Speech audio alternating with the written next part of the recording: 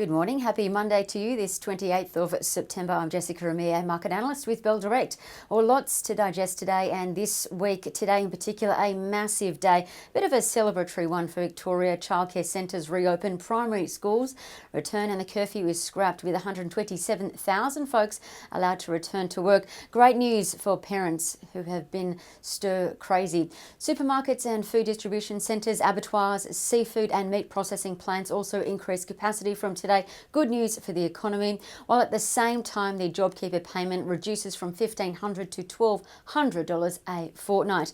Now, as for what to watch more broadly, a positive day on the cards for equities. The futures were earlier suggesting a lift of 0.4% following the 1.7% rise that we had last week. So the buoyant sentiment today comes as Wall Street got a bit of a kick on Friday, recovering some of the losses over the week on hopes of a new multi-trillion-dollar stimulus package being voted in there. So tech stocks saw a bit of a buying frenzy. Amazon, Facebook, Microsoft and Netflix all rising over 2% each. Now this helped the S&P 500's tech sector lift over 2%, seeing its best gain in a month.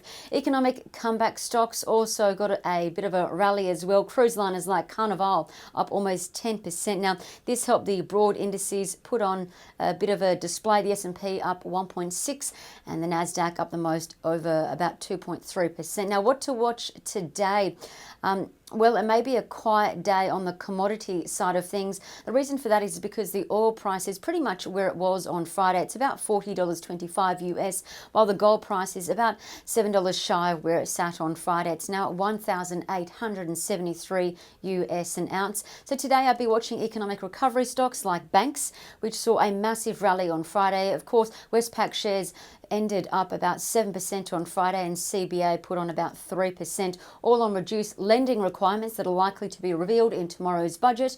Also keep in mind that property groups go ex-dividend tomorrow, a lot of them including CIP, CLW, COF and CMW. As for trading ideas that may be worth a look, Smiggle, Just Jeans, Peter Alexander, owner, Premier Investments, PMV, was reiterated as a Bell Potter buy with a bumped up price target of $22, implying 16% upside from Friday.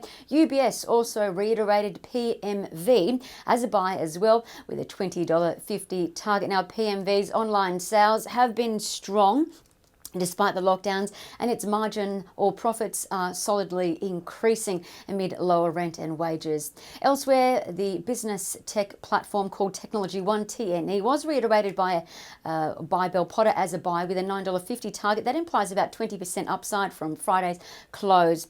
Now, lastly, keep an eye on Mortgage Choice, MOC, Asalio, AHY and SciDev, SDV, all giving off bullish charting signals, and that's according to Trading Central.